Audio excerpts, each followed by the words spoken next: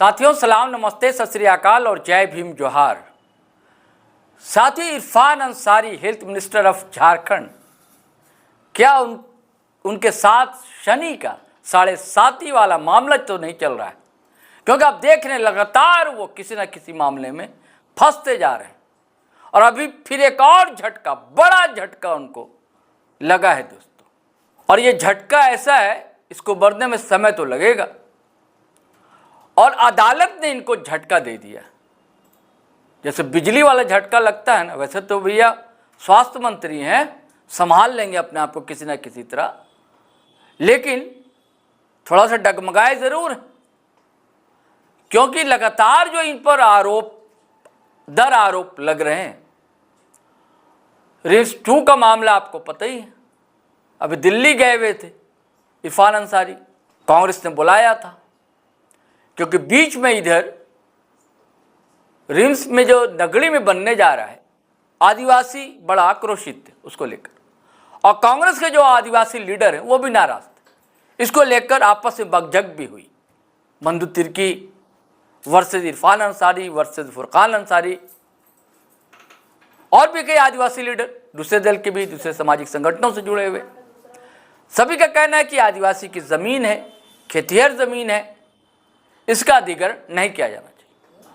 और यहाँ भी बैठक हुई थी, कांग्रेस के जो प्रभारी है उन्होंने की थी बैठक, समझाने की कोशिश की थी, लेकिन वहाँ विवाद थमने की जगह और बढ़ गया। और आखिर इस 14 तारीख को दिल्ली में सारे MP MLAs और भी दिगर लीडर पहुँचे वहाँ, और मल्लिकार्जुन खड़गे, राहुल गांधी, KC वेणुगोपाल और भी कई जो बड़े लीडर हैं, सबके बीच अभी फिलहाल अभयदान तो मिल गया कहते हैं इरफान अंसारी को, यानी कि मंत्री पद तो अभी बचा रहेगा, लेकिन दूसरा मामला तूल पकड़ता जा रहा। और खैर ये बात तो आपको पता ही नहीं, जब दिल्ली गए तो पास में तो और भी इलाके हैं भाई, फरीदाबाद है तो गाजियाबाद है तो गुरुग्राम है, तो वहीं एक अमृता हॉस्पिटल, वहाँ गए, देखा होगा, साथ में इनके विभागीय सचिव भी थे, और उसका बयान दे डाला कि रिम्स 2 जो बनेगा नगड़ी में, सारी फैसिलिटीज, आधुनिक फैसिलिटीज ऐसे ही होंगी। इन्हें दिल्ली दूरस्थ, एक मुहावरा है ना फारसी का कि दिल्ली दूर है, लेकिन इनके लिए दिल्ली दूर नहीं है, इनके लिए रिम्स दूरस्थ है, रिम्स दूर है। रांची में बैठते हैं, रांची में इनका मंत्रालय है, लेकिन रिम्स जाने की फुर्सत इनको नहीं है। जैसे कि बड़े साहब हैं, सारी दुनिया घुमाते हैं, मणिपुर नहीं जा पाते। वैसे इरफान अंसारी साहब को ना रिम्स जाने की मोहलत नहीं मिल पाती है। रिम्स का क्या हाल है, कई करोड़, सैकड़ों करोड़ वापस चला गया था फंड, कोई काम नहीं हो सका, भरी बरसात में मरीज वहां रहते हैं, पानी टपक रहा होता है, उपकरण नए नहीं आ सके हैं, मशीनें नहीं खरीदी जा सकी हैं, बेड नहीं है, इसकी चिंता फिक्र नहीं, क्योंकि कभी जाते नहीं है वहां पर, इधर तो गए ही नहीं है मुझे लगता है। पहले से जो रिम्स एक अस्पताल, उसे तो सुधार लीजिए हुजूर, उसके बाद आप रिम्स 2 बनाइए, रिम्स 3 बनाइए, रिम्स 4 बनाइए, लेकिन वो चलेगा।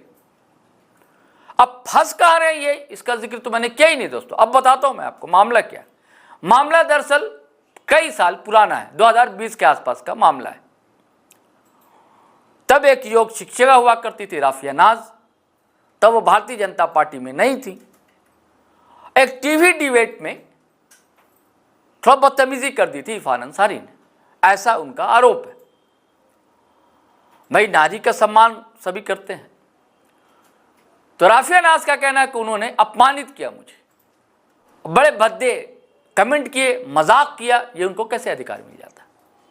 तो इसको लेकर MP MLA कोर्ट में मामला चल रहा था, और इनको उपस्थित होना था भी, इरफान अंसारी को उपस्थित नहीं हुए, तो बड़ी फटकार लगी है इरफान अंसारी साहब को, जो पहले मैंने कहा कि यानी कि बड़ा झटका लगा है।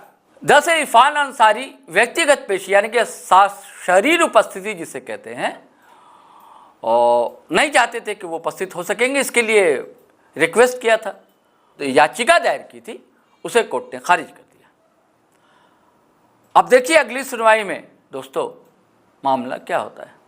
कहना यह है कि लगातार ये फंसते जा रहे हैं, और वाहिद वजह उसका उनकी ज़बान, बड़बोलापन, कब कहाँ क्या बोल डालें वो जबान दरअसल उनकी अक्सर फिसलती रहती है। अगली सुनवाई जो है दोस्तों 31 जुलाई को है और तब तो किसी भी हाल में उपस्थित उन्हें होना ही पड़ेगा। अगर उपस्थित नहीं हुए हो सकता है कि राफिया नास के जो वकील है उनका प्रेशर हो कि भैया फिर तो भाई वारंट जारी कीजिए आप। लगभग ऐसे ही बयान वो एक चैनल पर दे भी चुके हैं। अब देखिए साथियों आगे आगे होता है क्या। हमें आज्ञा दीजिए, इजाज़त दीजिए, लेकिन जाने से पहले फिर वही आग्रह गुजारिश करना चाहूँगा कि अगर आपने हमारा चैनल सब्सक्राइब नहीं किया तो ज़रूर कर लीजिए, और सब्सक्राइब कर लिया है तो बेल बटन दबाना हरगिज़ ना भूलिए। अब वीडियो धड़ाधड़ फटाफट खटाखट शेयर कीजिए, लाइक कीजिए, कमेंट कीजिए। आज्ञा दीजिए, इजाज़त दीजिए। जय हिंद, जय भारत।